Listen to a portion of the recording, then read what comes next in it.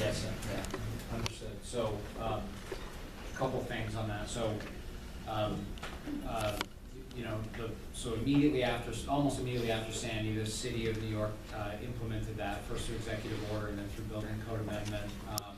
And it was just, you know, the new standard is base flood elevation as established by the best available flood mapping, which presently in New York and I believe also in Boston is the preliminary flood insurance rate maps issued by the federal government, plus either 1 foot or 2 feet. And of course, the reason for that is, as Wendy's pointed out, that's a backward, the federal maps are a backward-looking standard, so you need to add freeboard in anticipation of future sea level rise and other risks. The 1 feet versus 2 feet is just based on categories of assets, so I think single-family homes have to be 2 feet, critical infrastructure needs to be 2 feet. There are other, I think, multifamily buildings that have a bigger margin. Yeah, and so, you know, I think that's, I mean, I don't actually know, and I will find out, I'm sure, you know, what the bosses implemented that into its underlying code, but, you know, certainly the one thing that New York City is good at is providing regulatory clarity to building owners and developers, which, you know, causes enormous bureaucracy and pain. We don't believe in that around here. No, right, and it's just, you know, that's sort of, and I think it's sort of also a response to some of the things that, you know, Nick was saying. I mean, if you implement regulations across the board, then, you know, the cost of complying with those regulations, you know, the only thing that can change is land value. Right. So you're taking out your prices into land value over a long period of time, and so that's the, you know, certainly to me, the best and most rational. We like to negotiate every case here. Yeah. That's why you have such a lovely facility. Right. Yeah. I'll say something very briefly about this idea of the FEMA maps. There's always a very tricky balance between having that clarity, having a sense that people can, you know, publicly look, you know, where's the flood risk? Show me a map. I want a picture. I want a sense of this. However, at the time, you know, the name of these maps, as you've correctly identified, is a flood insurance rate map. The whole purpose and intent was those maps are used so that on an annual basis, the premium can be reevaluated. The map is presumed to stay the same. It's the risk profile that allows the premium to be raised. And it is a hindcast basis to that map that doesn't take into account all the forecasts. So some foot or two of freeboard is a start. And when we did all the deep analysis and developed the methodology, which is now standard operating procedure for everything engineered by the Army Corps of Engineers, they're looking, you know, it's 4.5 to 6 feet for, yeah, that's, some of that's regionally specific, but some of it's looking at the other factors in cumulatively.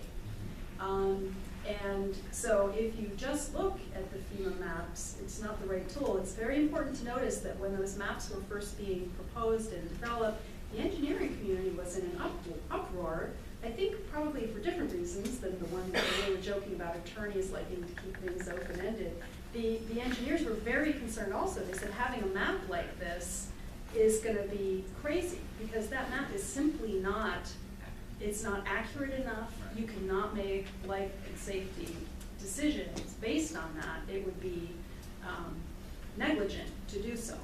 But some of the folks who are most concerned about that have faded off into retirement, and the rest of us are grasping at something to use. And unfortunately, I think it's led us to default to an oversimplified and problematic set of maps and tools and decision frameworks. I just had to clarify that. Right. You have another insurance question here in front? Yeah. Do you want to tell us your name? Yeah, Nancy Wheatley. Yeah. I happen to work for CDM Smith with the flood maps, many of the flood maps.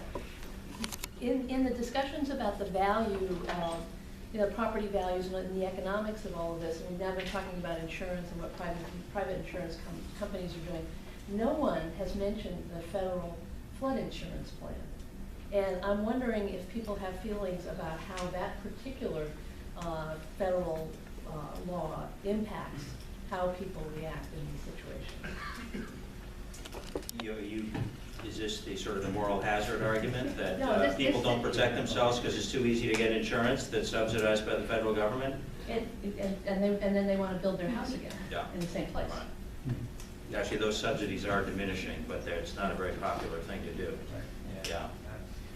Jamie? Yeah, it's, we have ourselves in a bit of a pickle, right? I mean, so, as Wendi says, no one would privately insure against floods, so the federal government created this program in the 60s.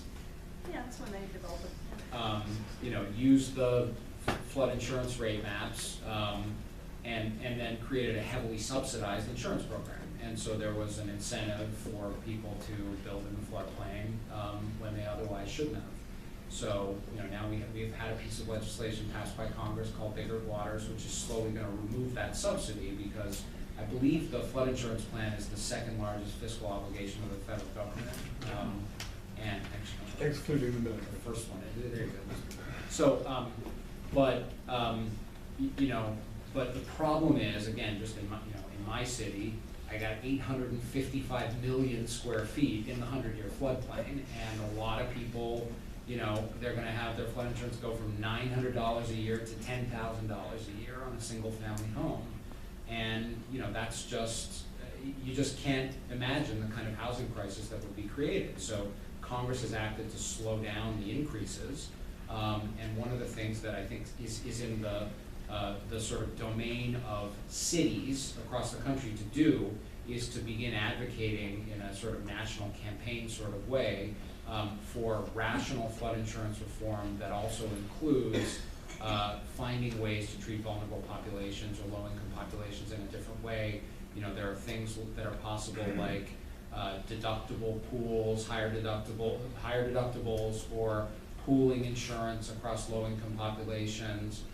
There are some alternatives, private insurance.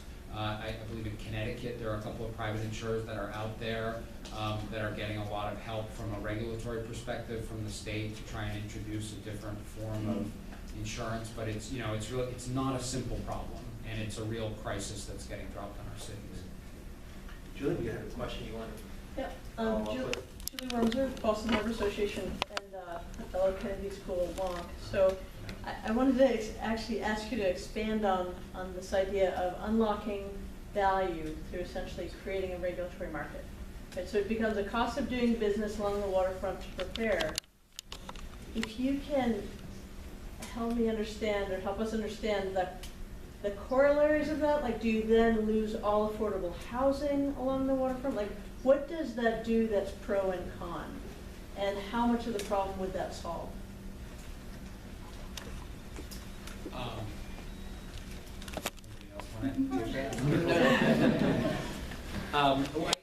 I get.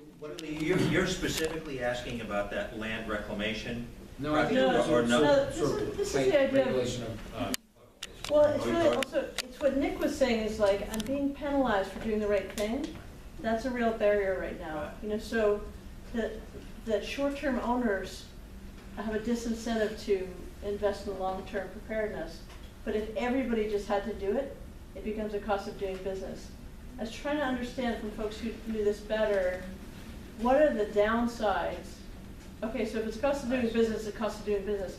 But does it then also Yeah, wrap affordable housing? some people can bear that cost more easily than others, yeah. Or there's no way to, everything becomes more expensive, right? Or, what are the pros and cons to that? Are there other opportunities that also spread fairness?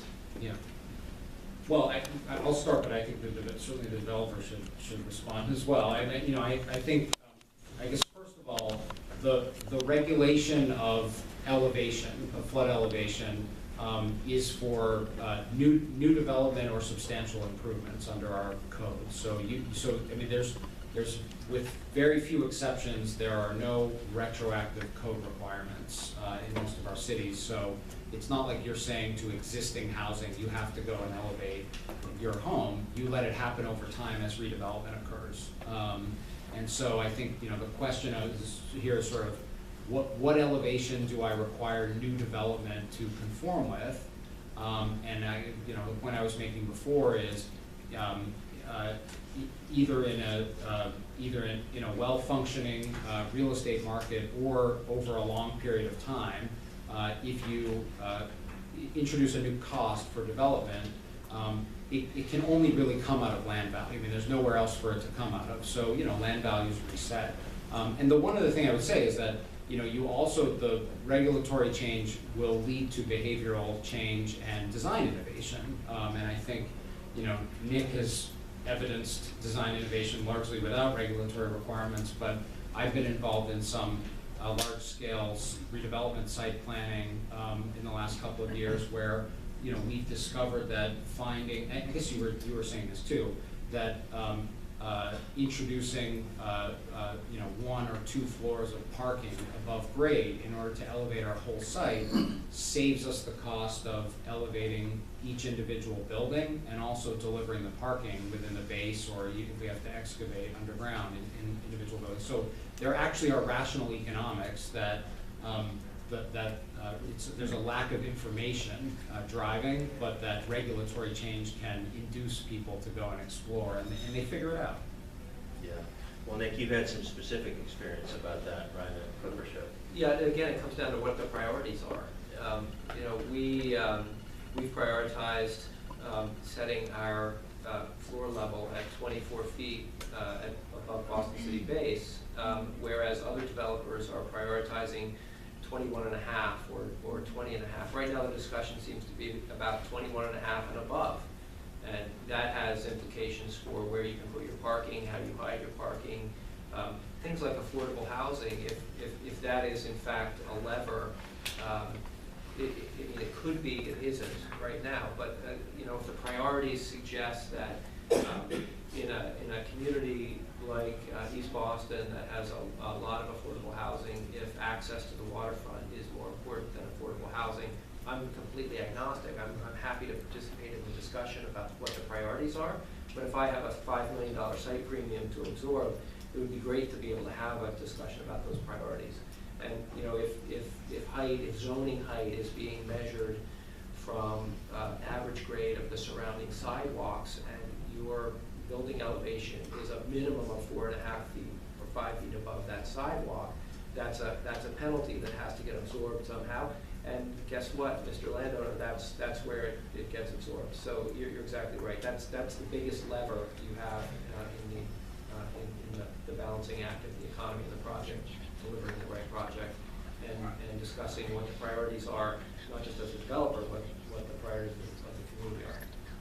Yeah, but Bud Riss from the Green River Division of the Bar Foundation. There's one great slide here which gives you a panning view of Nick's project across the way to South Boston Fair, which some of us fondly now call the inundation district. And I'm wondering what happened. There's obviously a shift that something persuaded Nick to go to, what'd you say, 24 feet? Correct. And that has not happened in South Boston. Is that because that was permitted many, many years ago, or what was the shift that took place? Maybe I'm wrong. Maybe there are buildings in South Boston that have that elevation, but you don't see them walking around over there. It's about 16. yeah. So this is 8 feet, is going 8 feet above existing grade Right. level. And how different is that from the buildings in the seaport? Well, they're pretty much at the grade is, the streets are pretty much at the same elevation. Yeah. And so, but I think the distinction is with high-rise construction and retail on the ground floor, you're not so worried about elevating residential floor, right? Because you have a commercial floor, the ground floor that is a little bit more resilient, so to speak. Right. I mean, isn't that that's a little bit of the kind of the urban design rationale for not elevating that level, is to have street fronting, retail, commercial, active uses that are disadvantaged by that elevation. And there are certainly many more of those on the ground floor buildings in the seaport than at the Clippership Wharf, although you do have that problem too at Clippership. Yeah. Yeah. We have FBA requirements, we have Yeah. retail down on the ground, and the trick is to sensibly integrate that 8-foot grade change across what is a very large urban site. We have 7 acres of terra firma.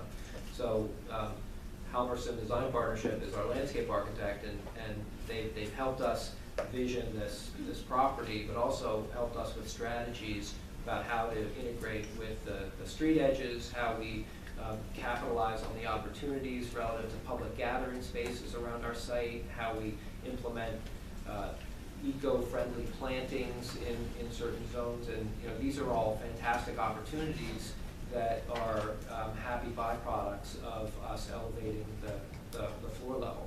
But the property next door to us was permitted 10 years ago, and that was at 20 and a half. And so that thinking of 4.5 feet above grade was baked into projects 10 years ago. Now we're, as the flood maps are coming out and suggesting that 20 and a half is the new floodplain elevation, and that's in the rearview mirror. We're, as a risk-averse company, we're saying, okay, well, how can we ensure that we're putting a product out there that is giving condominium owners comfort that they're making a sound investment? And I think the trick is to balance all the different design elements, economic elements, community pressures, and the envelope we have to build in effectively. And I think we're doing that the right way, but the jury's still out. We're still out through our permitting process.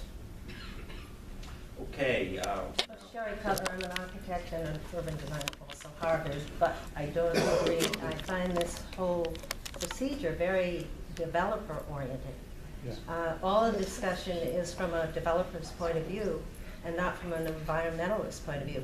And I'm asking you to put on your environmentalist hats for a minute and say, now what could we do for the city if we took that approach, as opposed to how can we get 2 additional floors for every developer on the waterfront? And that might be, rezoning for amenities for soft spaces, tax credits for converting undeveloped properties to soft edges. I mean, there's a lot of different things that could be done. Taking a more holistic point of view, as they did in Katrina, after Katrina, covering the whole city, keeping the laws and the zoning sometime, how are you going to deal with the fact that a lot of people don't want additional floors built on properties? That's an element that's being given to developers.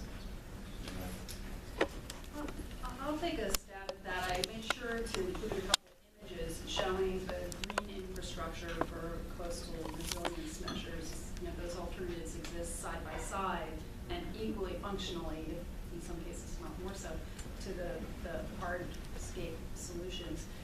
Here in Boston Harbor, we have a very moderated risk of storm surge. Like, we don't get these huge honking masses that get constricted and squeezed in this funnel-shaped harbor, like New York Harbor or around Greater New Orleans, and then get stacked up higher and higher where they flood deeper and deeper.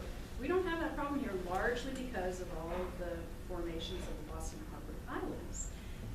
However, those islands have been eroding since they were left as big glacial deposits. The more we have higher sea levels and more rambunctious storms, the more that rate of erosion is going to reduce. They're going to erode away and become less effective unless we start actually intervening, in my opinion, to better retain them in their current configuration or enhance and expand them in certain ways. So that's one thing to mention in terms of thinking environmentally. The other is, in defense of the developers, of which I am not one, but if the public isn't prepared, and I can tell you right now, the federal government is not writing another $14 billion check for this or probably pretty much anything else, very few exceptions, for a good while. And maybe HUD is throwing some money into urban areas, but in terms of an infrastructure solution, there are a lot of reasons that are political, not technical, why that's not on the table now. What that means is we have to incent, align, guide, and equip others, whether it's infrastructure developers or property, site developers, to leave that site. So it's not only better off, that's not what I think this discussion is about. It's about how can that infrastructure or that newly developed site leave everything perhaps in its wake, everything in its lee, everything behind it, better configured for resilience, and that means a lot of different things depending on where that site Yeah, is. yeah. But that's how you fund the stuff that's better for everyone and ultimately a major environmental.